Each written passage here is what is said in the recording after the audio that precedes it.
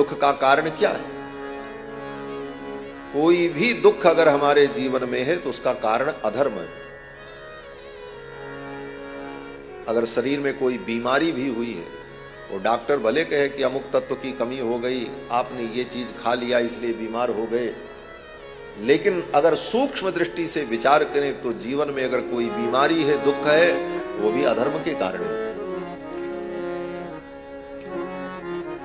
अगर किसी वस्तु से कोई बीमारी होती, तो अगर किसी को बुखार लगा है उसको दही खिला दो तो उसको टाइफाइड हो जाए, मर जाए। और किसी को संग्रहणी हुआ है तो उसी को दही खिला दो तो दही उसके लिए अमृत बन जाए। तो अब दोष दही में है कि गुण है? बोले न दोष है न गुण है। जिसका कर्म जैसा है उस कर्म के अनुसार वो वस्तु फल देने लगती है।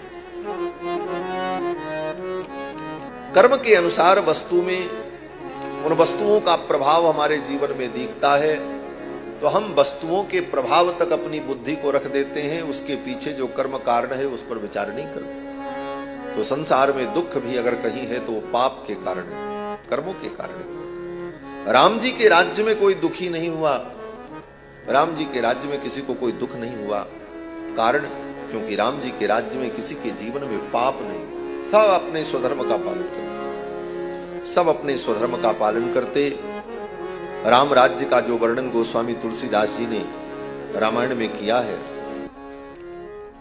सब बातें मूल रूप से इसमें कही गई। राम जी के राज्य में कोई दुखी नहीं, कोई दीन नहीं, कोई अबुध नहीं, कोई अज्ञानी नहीं, सब परस्पर प्रेम करने वाले, किसी का किसी से द्वेष नहीं, किसी का किसी से झगड़ा नहीं, और सब अपने अपने निज पथ पर अपने स्वधर्म पर चलते, स्वधर्म का पालन करते। यही राम राज्य है, यही राम जी के चरित्र का उद्देश्य है, और राम जी ने अपने चरित्र में यही करके दिखाया। इसीलिए आज भी रामचरित्र, राम जी की कथा प्रासंगिक। लोग कहते हैं 9 लाख वर्ष पहले राम जी का अवतार हुआ, राम जी ने जो किया वो इतिहास है। बार बार उस बात को हमें आज भी सुनने और समझने की क्या जरूरत है? वही राम कथा, वही राम कथा, वही राम जी की कहानी बार बार क्यों? उसकी क्या जरूरत है?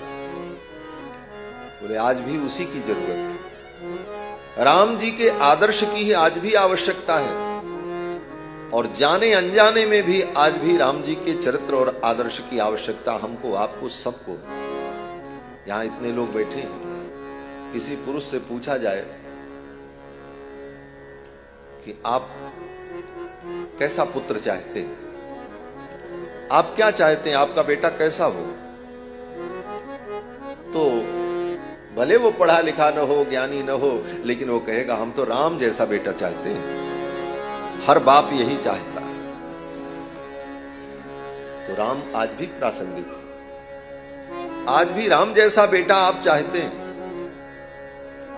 क्यों? बोले आज भी राम के उस चरित्र की जरूरत है।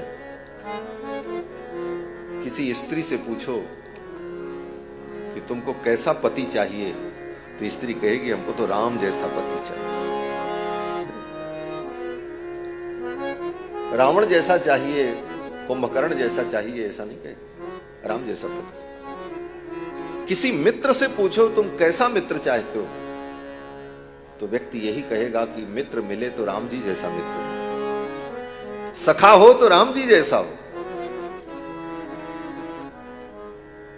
अगर किसी भाई से पूछो कि तुम क्या चाहते, तुम्हारा भाई कैसा हो, तो वो भले दुष्ट हो, बदमाश हो, पापी हो, लेकिन वो कहेगा कि नहीं भाई तो राम जैसा मिलना चाहिए। वो स्वयं राम जैसा न हो, लेकिन भाई कैसा चाहिए? बोले राम जैसा चाहिए।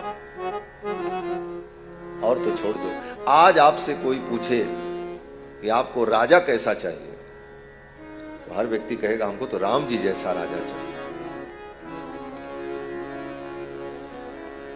और तो और अगर किसी से कोई पूछे कि तुमको दुश्मन कैसा चाहिए, तो दुश्मन भी मिले तो राम जी जैसा मिले, कल्याण हो जाए। राम आज भी प्रासंगिक हैं, और राम जी की आज भी हमारे जीवन में आवश्यकता है।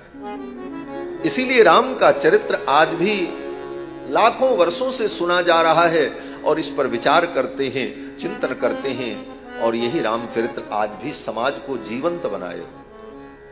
आज राम जी का चरित्र व्यक्ति के जीवन से निकल जाए।